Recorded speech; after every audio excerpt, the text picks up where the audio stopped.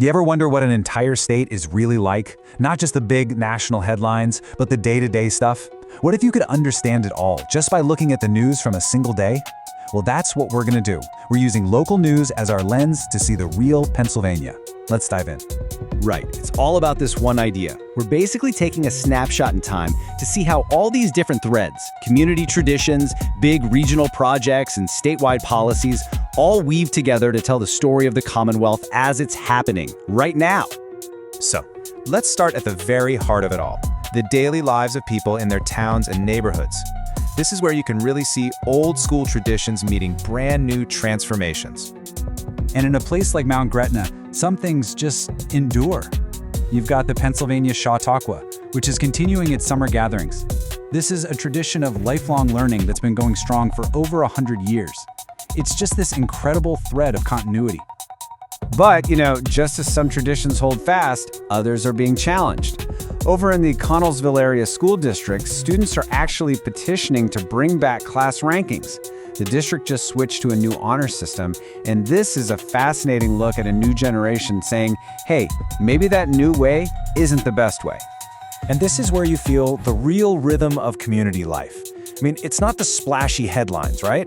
It's the smaller moments. It's bridge clubs and local town halls, even a fundraiser at a bowling alley for one of their own. This is the stuff that actually builds the bonds that hold a community together. Okay, so what happens when we zoom out a little? We move from the local community to the bigger regional level. And here we start to see these huge leaps in progress happening right alongside some really immediate practical problems. First up, the progress. UMPC Passavant just wrapped up a $42 million upgrade to its campus in Cranberry. I mean, that is a massive, tangible investment in improving public health and patient care for the entire region. It's a huge deal. And that investment isn't just in healthcare. Check this out. Nearly $20 million in funding is going to expand broadband internet. The goal? To connect almost 99% of Butler County. We're talking about a fundamental upgrade to the region's digital backbone.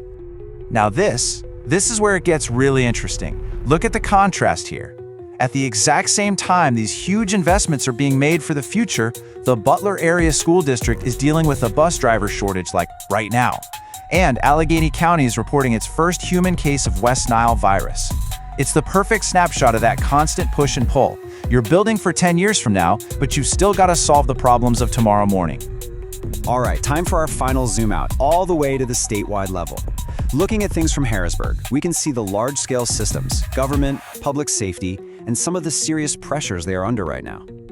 On the one hand, you've got some good news. The Pennsylvania State Police just welcomed a new class. 59 new troopers have graduated. They're going to be joining the force across the state in September. That's a good thing.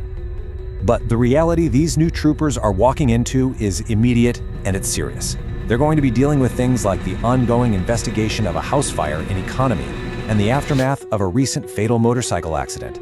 It's just a stark reminder of what their job is really all about. And then there's the machinery of government itself, which is definitely showing some strain.